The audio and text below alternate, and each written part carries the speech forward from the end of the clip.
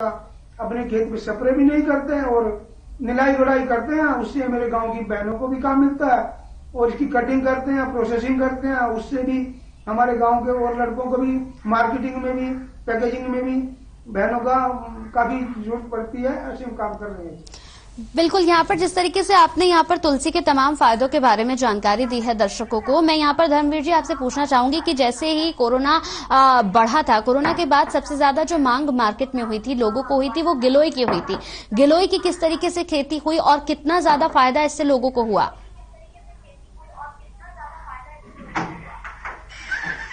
देखिए, गिलोय की खेती करने में तो ये है कि गिलोय के तो हम जो है ना, मतलब आधा फुट की जो स्टैंप है उसको सीधा धरती में गाड़ देते हैं और जो गिलोय है वो लाइन से लाइन जो है ना 3 फुट रखते हैं और इसको जो है ना हम तो उसमें लगाते हैं। ज्यादा जो बाग होते हैं, जैसे पॉपुलर का बाग हो गया, सफेदे का बाग हो गया, जो लकड़ी ग्रोथ है वहां लगाते हैं गिलोय को और ये पौधों पर चढ़ जाती है। दूसरा, हमारे यहाँ जो नेचर में भी जो है ना गिलोय ये रोड साइड पे काफी ज्यादा होती है। जो हमारे फॉरेस्ट एरिया वहां पर गिलोय नेचुरल में काफी हो रही है और गिलोय हमारी राष्ट्रीय औषधि। लेकिन अगर पौधा मिल जाए जिसमें ये ऊपर चढ़ जाए तो ये पौधे को जकड़ लेती है। कई बार ये खंभों तारों के खंभों के ऊपर भी चढ़ जाती है, उनको भी ये जकड़ लेती है। तो गिलोय की खेती करना तो आसान है, कुछ ज्यादा वो नहीं है और लगभग 2 साल बाद गिलोय का मार्जिन ठीक ठाक आता है। लगभग 1 एकड़ जमीन से भी ये लगभग 40 से 50 क्विंटल हमको गिलोय मिल जाती है 2 साल में भी। अगर 50 क्विंटल गिलोय मिल रही है तो मैं कहूँगा बहुत ज्यादा भी नहीं है 50 क्विंटल, लेकिन 50 क्विंटल गिलोय से हमारा कम से कम नहीं भी ज्यादा तो 150 क्विंटल जूस बनता है, क्योंकि 1 किलो गिलोय में हमको 3 लीटर पानी डालना पड़ रहा है। और गिलोय का जो जूस है आज की डेट में मार्केट में 200 रुपए लीटर किसी भी कंपनी का नहीं है, सबके महंगे ही है, क्योंकि खेती को कर तो रहा नहीं है।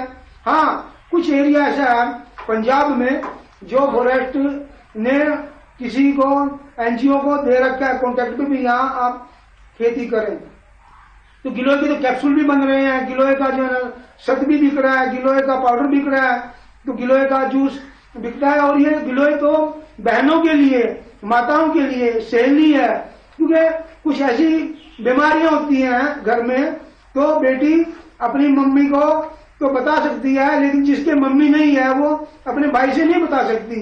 तो ऐसी कुछ बीमारियां हैं जो मतलब लेडीज जिससे परेशान होती हैं काफी, तो और इसका जूस पीने से काफी तरह की बीमारियां ठीक हो जाती हैं। आपको पता है खून की कमी को